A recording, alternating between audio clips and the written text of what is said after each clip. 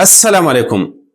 ذرا تصور کیجئے ایک بچہ جس کا باپ پیدا ہونے سے پہلے مر گیا، ماں نے دوسری شادی کر لی اور وہ بچہ گاؤں کے ایک غریب رشتہ دار کے گھر بڑا ہوا۔ لیکن یہی بچہ ایک دن پورے عراق کا صدر بنا، امریکہ کو کھلے عام للکارا، دو بڑی جنگوں کا حصہ بنا، اور پھر دنیا کے سب سے طاقتور فوج کے ہاتھوں ایک مکڑی کے سوراخ سے زندہ پکڑا گیا۔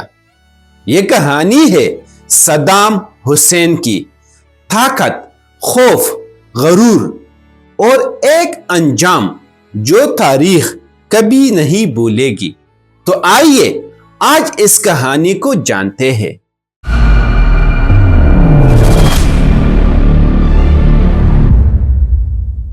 صدام حسین کی پیدائش 28 اپریل 1937 عراق کے ایک چھوٹے سے گاؤں تکریت کے قریب العوجہ میں ہوئی۔ اس کے والد کا نام تھا حسین عبد المجید، لیکن المیہ یہ تھا کہ صدام کا باپ اس کی پیدائش سے پہلے ہی مر گیا یا لاپتہ ہو گیا۔ یوں صدام پیدائشی طور پر یتیم تھا۔ اس کی ماں صبحہ طلفہ تنہا ہو گئی۔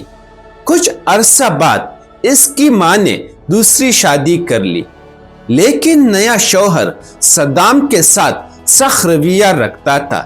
چنانچہ صدام کو اپنے ماموں خیر اللہ طلفہ کے گھر بھیج دیا گیا۔ خیر اللہ طلفہ ایک سخت گیر قوم پرست انسان تھا جو برطانوی اثر اور بادشاہت کا مخالف تھا۔ یہی خیالات ننھے صدام کے ذہن میں بھی بیٹھ گئے۔ صدام کا بچپن غربت میں گزرا، تشدد دیکھا، عدم تحفظ محسوس کیا، مگر اندر ایک ضد اور طاقت کی خواہش پیدا ہوئی۔ وہ اسکول دیر سے گیا لیکن ذہین تھا اور طاقتور بننے کا خواب دیکھتا تھا۔ صدام نے ابتدائی تعلیم گاؤں میں حاصل کی، بعد میں بغداد جا کر پڑھا۔ قانون کی تعلیم شروع کی مگر مکمل نہ کر سکا۔ اسی دوران وہ سیاست کی طرف مائل ہوا۔ 1950 کی دہائی میں صدام بعث پارٹی میں شامل ہوا۔ بعث پارٹی عرب قوم پرستی، سوشلسٹ نظریات اور ایک مضبوط مرکزی حکومت کے تصور پر قائم تھی۔ 1959 میں صدام نے عراقی صدر پر قاتلانہ حملے میں حصہ لیا۔ حملہ ناکام ہوا، صدام زخمی ہوا اور ملک چھوڑ کر شام اور پھر مصر چلا گیا۔ یہی سے وہ ایک انقلابی سازشی سیاستدان بن گیا۔ 1968 میں بعث پارٹی نے بغاوت کر کے اقتدار سنبھالا۔ صدام نائب صدر بنا، خفیہ ادارے اپنے ہاتھ میں لیے، مخالفین کو آہستہ آہستہ ختم کر دیا۔ 1979 میں اس نے صدر کو ہٹا کر خود عراق کا صدر بننے کا اعلان کر دیا اور پھر عراق میں خوف کا دور شروع ہوا۔ یہ کہنا غلط ہوگا کہ صدام نے کچھ نہیں کیا۔ اس کے دور میں آئل قومی تحویل میں لیا گیا، تعلیم اور صحت مفت ہوئے، انفراسٹرکچر بہتر ہوا، عراق عرب دنیا میں طاقتور بنا، لیکن ساتھ ہی مخالفین کو قتل کیا گیا، کردوں پر کیمیائی حملے ہوئے، آزادی اظہار ختم ہو گئی۔ صدام حسین کے دور میں امریکہ سے تعلقات خراب ہو گئے۔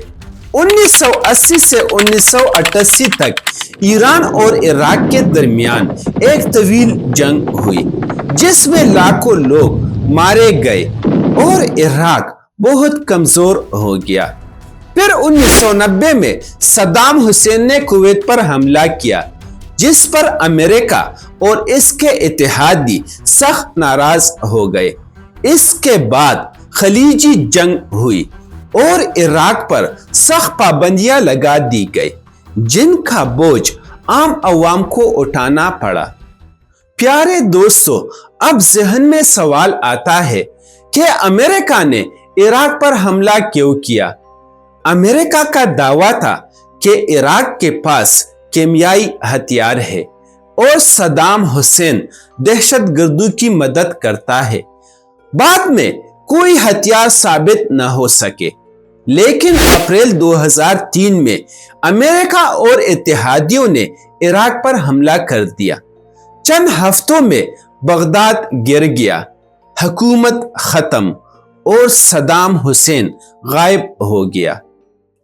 13 دسمبر 2003 تکریت کے قریب ایک فارم ہاؤس، زمین کے نیچے ایک مکڑی کا سوراخ، دھاڑی والا تنہا آدمی گلاک پسٹل کے ساتھ، لیکن بغیر مزاحمت کے تقریباً 8-9 مہینے بعد پکڑا گیا۔ جب ان سے اپنی شناخت پوچھی گئی تو اس نے انگریزی میں کہا، میں عراق کا صدر صدام حسین ہوں اور میں مذاکرات کرنا چاہتا ہوں۔ طبی عملے نے اس کا معائنہ کیا اور ڈی این اے ٹیسٹ سے اس کی شناخت کی تصدیق کی گئی۔ وہ شخص جس نے 24 سال تک عراق پر حکمرانی کی، زمین کے ایک بنکر میں چھپا ہوا پکڑا گیا۔ امریکی فوج نے صدام کی گرفتاری کی فوٹیج اور تصاویر جاری کی۔ صدام کو عراقی عدالت میں پیش کیا گیا، قتل، نسل کشی، جرائم کے الزامات میں۔ 2006 میں اسے سزائے موت سنائی گئی۔ الحكم على المدان صدام حسين المجيد بالإعدام شنقا حتى الموت۔ 30 دسمبر 2006 عید الاضحیٰ کی صبح صدام حسین کو 29 سال کی عمر میں پھانسی دے دی گئی۔ اس گاؤں میں دفن کیا گیا جہاں وہ پیدا ہوا تھا۔ صدام حسین کی آخری سانسیں نہ کسی معافی میں ڈوبی تھی نہ کسی خوف میں۔ عدالت کے سامنے بھی اور پھانسی کے تختے پر بھی وہ خود کو عراق کا صدر سمجھتا رہا۔ موت کے لمحے میں اس کی زبان پر کوئی فریاد نہیں تھی، صرف کلمہ حق تھا۔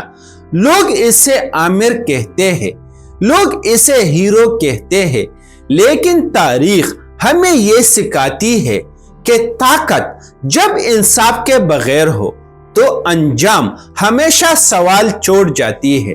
صدام حسین مر گیا، مگر اس کی کہانی آج بھی زندہ ہے۔